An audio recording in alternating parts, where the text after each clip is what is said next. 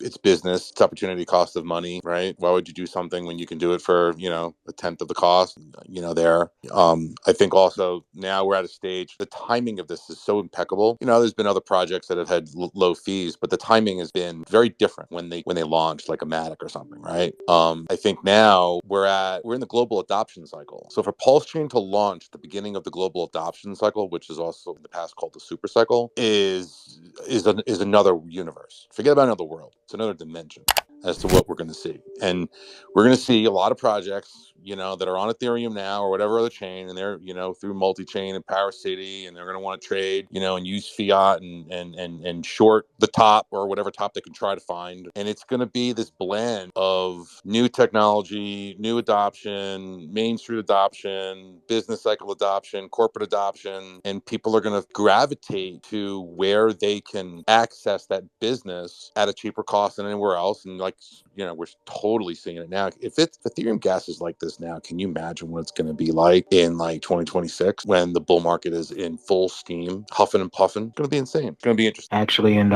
yeah, that's actually really good points that you made. And just to actually piggyback off of that, I really look at everything the way things are right now. Like you said, we are going to start to move into global adoption. I mean, whether it's this cycle or the next upcoming cycle, I like to look at it as a dam. So you have all this rushing economic energy coming into the space. There has to be some sort of checks, and there has to be something in place to actually funnel that energy. If Pulse Chain's the layer one to help facilitate and funnel that energy, hey, more power to us. Still, me personally, I'd rather go out and, I mean, everyone has their own means and methods of going about, bringing about the adoption.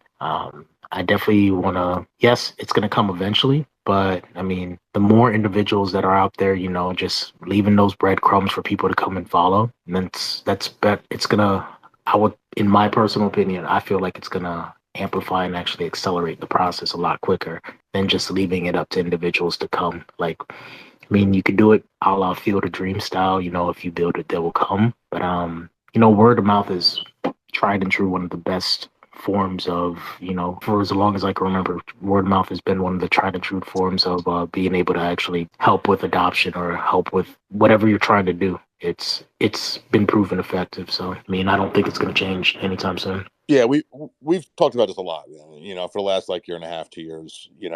I've talked so much about creating a foundation DAO that'll just do good, and that'll just compound Pulsex, and let's just vote the yield. And you got RG, creating foundation. You got a lot of other people that are doing a lot of charity stuff, and part of the whole game theory behind it is, which you can find in the S&P in like the S&P 500. There are companies that pollute, and there are companies that are ethical, let's just say, right? Morally ethical, whether it's, environmental, this and that. They don't do the whole, I'm going to make 5 billion and pay 100 million in fines because I'm dumping in rivers. So I think that a lot, and those stocks that do it right environmentally and socially and all that, they perform just as well, right? The price charts. So I think what you're saying is right. Something I've said for years is by living the life that we all want to live, and by leading by example under the right flag, and doing those good things that are just awesome because we can, and it makes us feel good and we know it's doing better. People are going to be like, where'd they come from? Like, how, like, what's going on here? And when they realize where it all is, that's when the word really starts, right? That's when, people really start talking, because we're not greedy, selfish bastards. Yes, we're all here to make money, but there's an exorbitant amount of money that some of us are going to be making. And it is our obligation. It is to ourselves, to our family, to our children, to the ones who we love and who love us, to do the best that we can along the way, shoot above the rim, try to be better than everyone else. Not saying we are, but try, and just hold our head up with pride, and that's what's gonna, make Pulse and Pulsex just bang, and Hex just completely just take off, and this ecosystem will be really the leading crypto ecosystem, outside of Ethereum, obviously, but just because, Ethereum being the first to the market and attached to so much DeFi and finance already, and it's so easy now to bridge. There's going to be a day where, guess what, that Coinbase wallet attached right to Pulse chain. Don't even got to worry about it anymore. Right, that's going to happen everywhere, and that's what's coming in this cycle. In this next cycle. Yeah, like I've just been into another space. It's quite interesting to sort of hear about how sort of the take is on Pulse chain and what's sort of misunderstood. And I think one of the fundamental things people need to understand. I mean, I sacked from day one into both. And look, ultimately, tech advances when we copy, repeat, increase, and enhance it. And Ethereum, as we know, the fees are stifling projects. And for those that don't understand, putting $100 into a project, into Pepe or whatever you want to buy into, and paying half of it out of fees just makes Ethereum richer. And Pulse Chain eliminates that problem by enabling you to put $98 or $99 into the project you want to invest in. And that's the sort of route that I'm going down with people in terms of shrilling Pulse Chain, in terms of what it can do. But one of the biggest speakers in the last group was saying that how,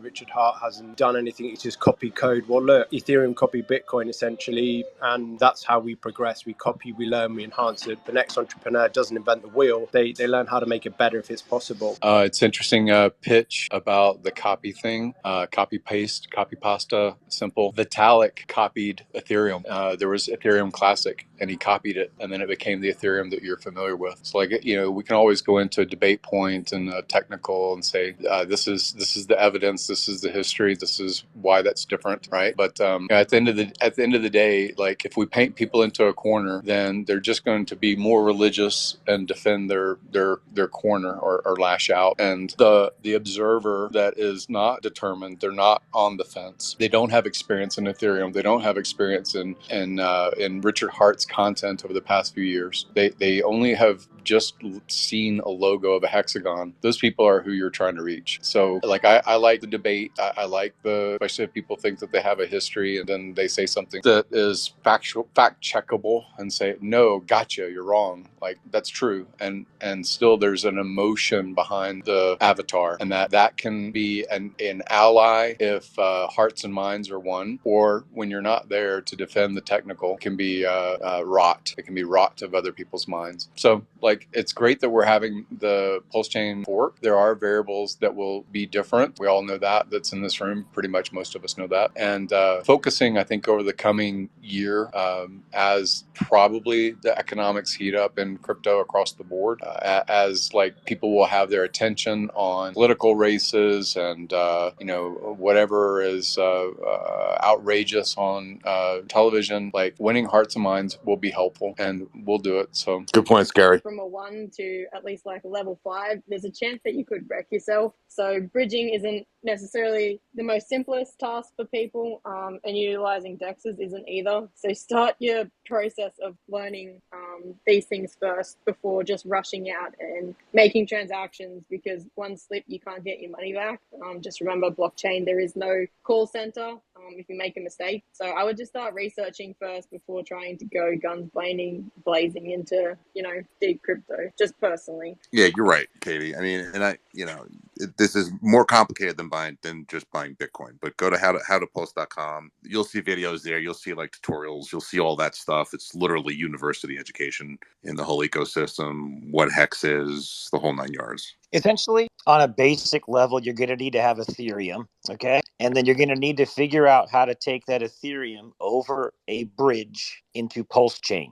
But you're also going to need to have Pulse Chain to run transactions. So you're going to need something like a faucet so that you have a little bit of money to run transactions on that network. So basically, you got to go from ETH to Pulse. Howtopulse.com is pretty much the one-stop shop for everything you need fundamentally. And then you can come into the Pulse Chain Telegram and start asking, some questions. We've got some good people in there. Just kind of take it from there. Okay, awesome. That when you do this, you're your own bank. That means you're your own security. You have to be very, very careful. Don't do things like get on public Wi-Fi networks and stuff like that. Like, you have to be very, very cautious. Just remember that. Do we believe that the stable coins will hold their value as they get ported over upon launch? If you're talking about bridged over stable coins, yes, they will hold value, because the whole entire point of a cross-chain bridge is just to wrap the asset and leave it pegged. But forked over liquidity, no. I don't think a single one of them will hold value, because they're no longer redeemable. So things like USDC will likely blacklist the forked over liquidity because there's nothing to redeem it against. Same with even a decentralized liquidity fork, for instance, LUSD. it's not redeemable. So if you were to bridge it back over to Ethereum and take it to the liquidity front end, you can't redeem it for the ETH collateral underlying for it. So no, I don't think the forked over stable coins will hold any value. Although I remember Richard talking about Tether a while back and how he thought maybe. So which ones, Katie? Which ones will be the best stable coins? Are you talking about forked over or natively? Forked over, I think Tether and like DAI, the forked over ones will probably hold the most value for a while, but I still don't think they're going to be worth anything. When people take profits or whatever, they want to take money and they want to reverse this. If they want to just level out, where would you say that would be best done? Best way to get out of Pulsechain, because I mean, I personally have been in conversations with the centralized exchange, one that we did a Twitter space with, that were ecstatic about learning about Pulsechain. They had no idea. I think centralized exchange listings are going to happen, and they're going to happen fast. A certain centralized exchange that I was talking to are even interested in the P copied tokens. So to exit, I don't think you would have to bridge out. Otherwise, if you're looking to take profits extremely early on, bridge out to Ethereum. And everything is based off liquidity, then like all of it. Right. So if you're bridging when it very first goes live and you're looking to bridge in value, you have to look at what other people bridged in and what liquidity pools are made. You can't just bridge in whatever value you hold and think there's going to be liquidity on the other side for you, because there's not. So the same thing goes when you're bridging out. Where's the liquidity? Can you exit out of that position that you're in? Or do you have to make a trade before you go out? Like, so if you're looking to move out to Ethereum with Pulse, for instance, and you wrap Pulse over the bridge, is there liquidity on the other side to trade? Everything's based on liquidity. If there's a massive